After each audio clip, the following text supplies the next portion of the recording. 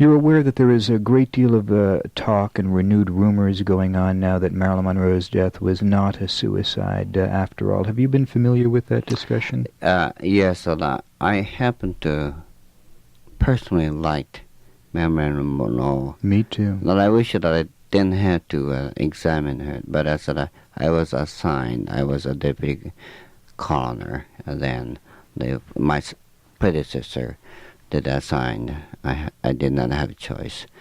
That is that I don't think Marilyn Monroe and many people's mind is still living, and there is a constant re-evaluation of as to how she had died.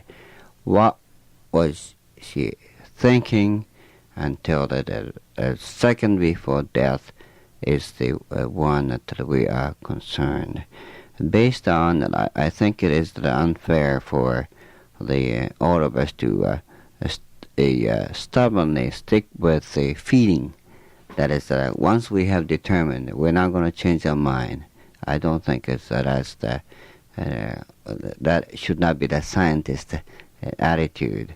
So now, you stand by your original statement that her death was suicidal? Well, actually, it's that I'm rather reluctant to reveal her background because we have very, very, very extensive study done by consultant, a psychiatrist, a clinical psychologist, social worker, and interviewing almost nearly 100 persons involved.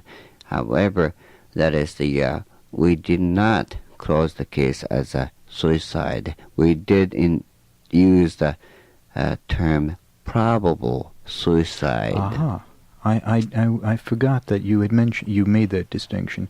You say you are reluctant to discuss that case, although it has been 11 years now since her death, practically. It was 10 years last August 7th. It just seems strange to me that 10 years later you would still not be willing to discuss the circumstances around her death. Well, I believe in that, of course, and I think let us consider ourselves the assuming effect we have lost a member of family. I do feel that we do have responsibility recognizing privacy of the human being as well as a deceased person. I understand. I must say, Doctor, and we'll get right back to the phones, that when you were on the last radio program we did over at KLOS, and I asked you about those 2 final telephone calls that she made from her telephone, I must have received 200 or 300 letters from people who said that they were totally unaware of those telephone calls, that was the first time they had heard that.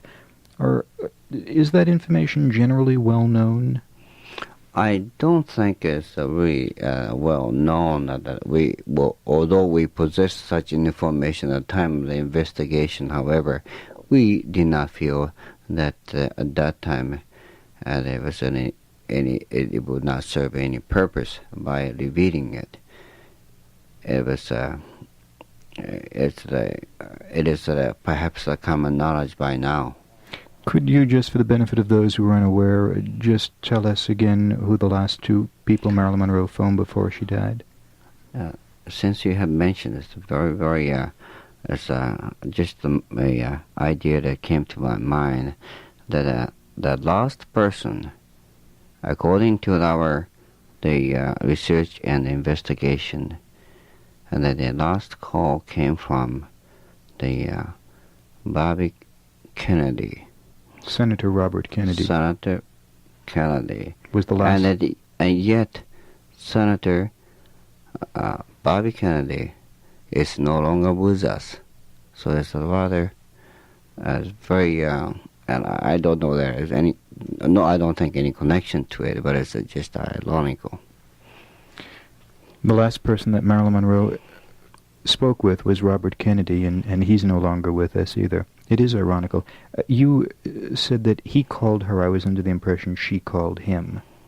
Who called who? Do you know, or is that information available through telephone records? Yes, it's.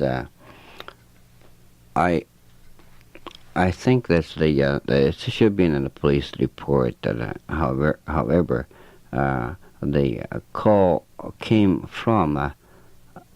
Pardon me. I think she placed the call. She called Yes. Bobby Kennedy, who was then the Attorney General of the United States. Right.